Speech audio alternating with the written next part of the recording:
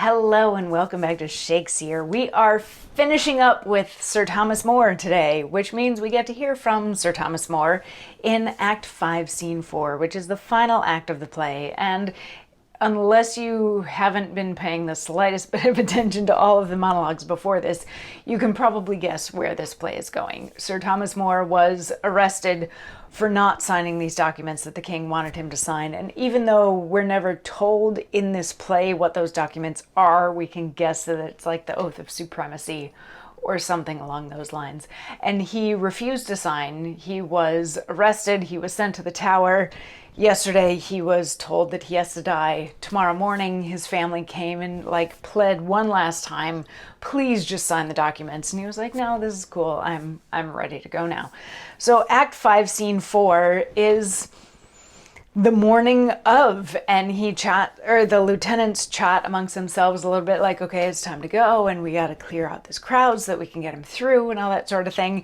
And as Sir Thomas More is being taken to the gallows, he's still joking around with people, and he's like, hey, I knew you, and we worked together. We were both sheriffs together, right? Like, that was awesome, and aren't we cool?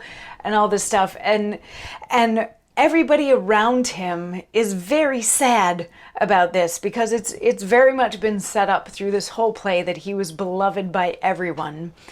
So they are all very sad that he has to die, but he is still being very positive, and he's still being the jokester, and he's still of the opinion that this is the best thing that can happen, and he's going to go to heaven, and this is God's will, and all that sort of stuff. And he's joking with everybody, but they don't necessarily want to joke back with him.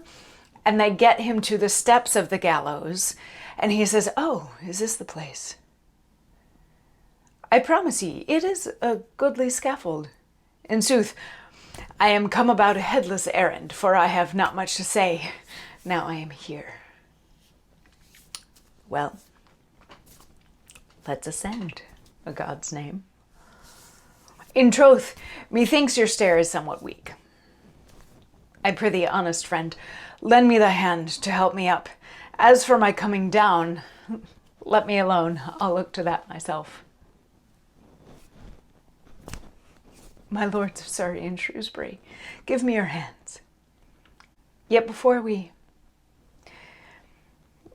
see, though it pleases the king to raise me thus high, yet I am not proud, for the higher I mount, the better I can see my friends about me. I am now on a far voyage, and this strange wooden horse must bear me thither. Yet I perceive by your looks you like my bargain so ill that there's not one of ye dare enter with me. Truly, here's a most sweet gallery. I like the air of it better than my garden at Chelsea. By your patience, good people, that have pressed thus into my bedchamber, if you'll not trouble me, I'll take a sound sleep here.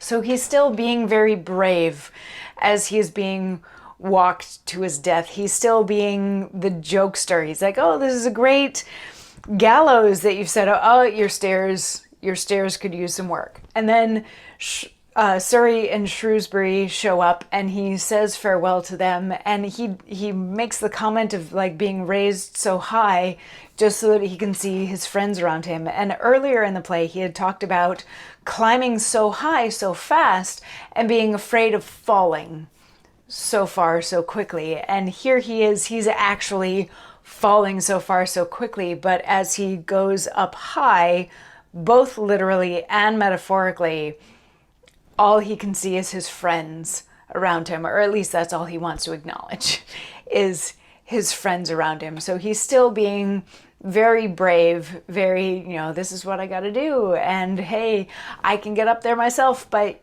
y'all might have to help me on the way down, sort of thing. And all of the people around him are very sad about this, and there's still lots of tears being shed. The forgiveness for having to hang him, no need for that. It's fine. It is what it is.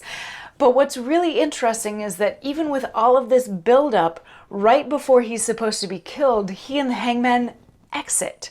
There is the stage direction that they exit. So his death doesn't happen on stage, it happens off stage. And there's like a 6-line follow-up to him exiting that's like, oh, there goes a great man, kind of a thing. So we're actually done Sir Thomas More, but it's a very interesting play. It's part of Shakespeare's Apocrypha, so we're not entirely sure how much of this Shakespeare wrote versus how much other people wrote. But it's an interesting play for a lot of reasons. It's an interesting play because it's a history play about not a king, and a lot of the things that happened to this not a king, even though Sir Thomas More was Sir, he was knighted. He gets knighted about halfway through the play, but a lot of the play happens from the perspective of the non-nobles that are around. We get to see how his servants interpret things, how the mass population interprets things, all of that sort of stuff. So even though Sir Thomas More isn't a king, he is a bit noble, we still get to see a lot of the things that happen to him from the perspective of those who are of an even lower status in society than he is. And even though, you know, like his family is very upset that they're going to lose their place in society, but we get to see how it impacts his servants that he's been arrested and all that. So it's interesting to see a history play that impacts the nobles from the non-noble perspective. I might argue that this play goes a little heavy-handed on how awesome Sir Thomas More was.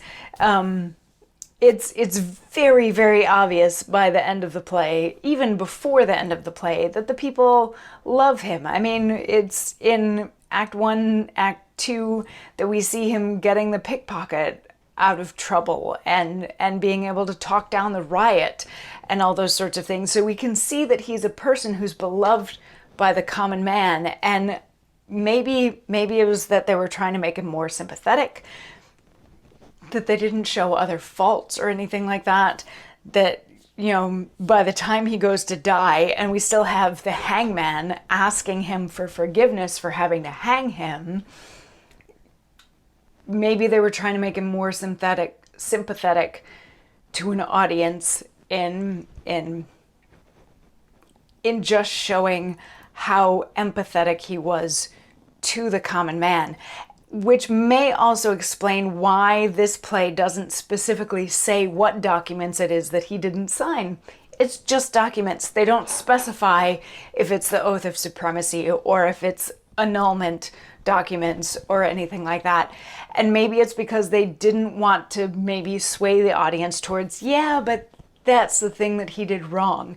They wanted to make that just very small and sort of off to the side, this thing that he could have done but chose not to do. So it's a play that maybe leans a little heavy on how ethical and how moral Sir Thomas More was, but it is kind of a nice play in that it has an arc. We get to see his growth, we get to see his development, we get to see his rise, and then we get to see his plummet, and how the play is broken up in terms of how much we get to see before he gets here versus how much we get to see after he's been arrested might be a little off balance, but it is a play that gets to see like a nice full character arc, which is kind of fun and maybe a little unusual for one of the history plays. But that's Sir Thomas More. It's an interesting play. It's a history play that doesn't deal with a king. It is what it is. I would be interested to hear what all y'all thought, so leave me some comments down there in the comment section. Tell me if you enjoyed this play, if you thought that it felt very non-Shakespearean.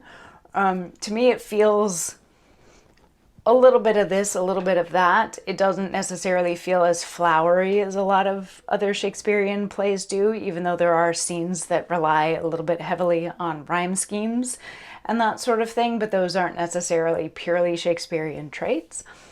But anyway, regardless, whatever, tomorrow's new play day. And we're going to move on to Arden of Faversham. This is a play that I know nothing about, so I'm going to do a bunch of studying between today and tomorrow, and then we will dig in and see what that play is all about. It's largely a Thomas Kyd play, maybe with some Shakespeare thrown in. So, but anyway, it'll be fun. I'll see you tomorrow for new play day. Woohoo! Mwah.